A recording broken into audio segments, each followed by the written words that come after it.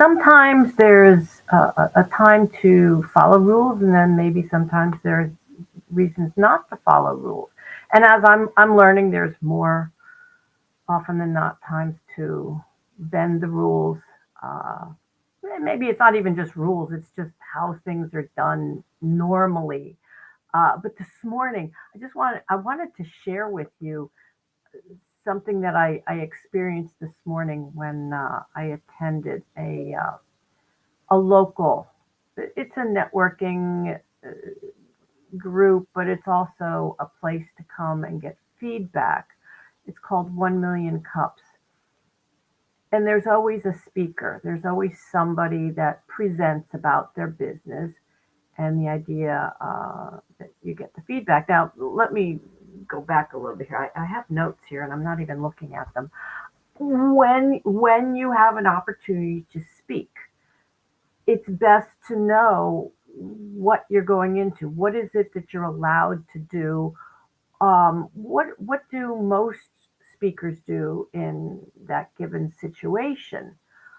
Um, when you think about presenting, you're presenting your knowledge, and oftentimes maybe it's just encouraging people to schedule a call with you to find out more. A lot of times it's just here's a free resource. Get on my email list uh, to continue the nurturing, the conversation. And then there's the paid offer. I mean, now those are some, probably big speaking opportunities where, oh, yeah, you're going to pitch something that you're selling. But in general, when in the circles that I run in, a lot of times those are the three things, get people to book a call with you, get a free resource, make a paid offer. Now, what I attended this morning is more of a mastermind situation.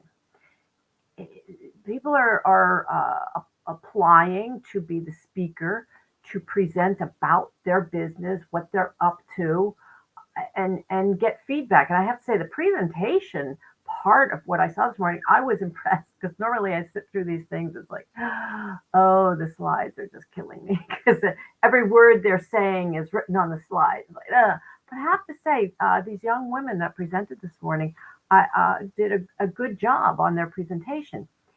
And then it came to the time to get feedback, to have the audience ask questions, to clarify about their business, and to help them in what their struggles are.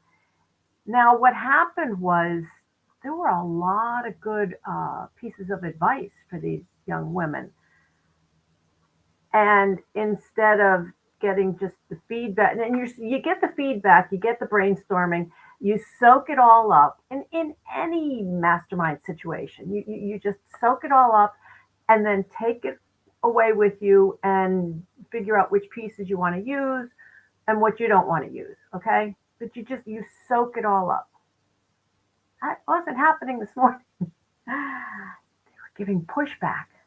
Instead of just accepting the feedback, they gave pushback. Well, no, they want to follow, what their core principles are, and this is the way it is, and again, they were really taking up a lot of time with that pushback.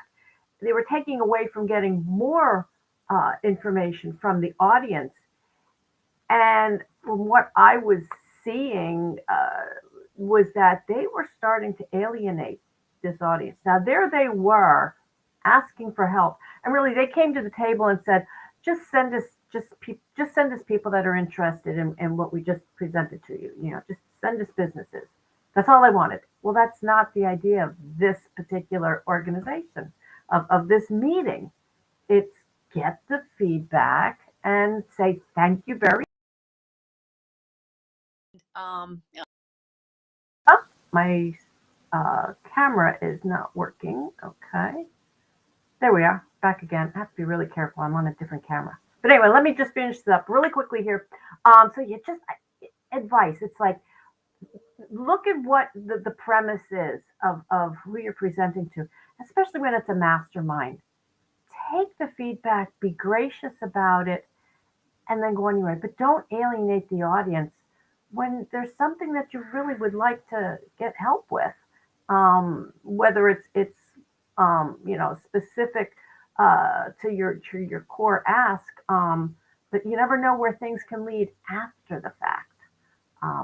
So just wanted to put that out there. There are times to follow the rules if you want to benefit from the time that you have. You're given an audience. Use it wisely.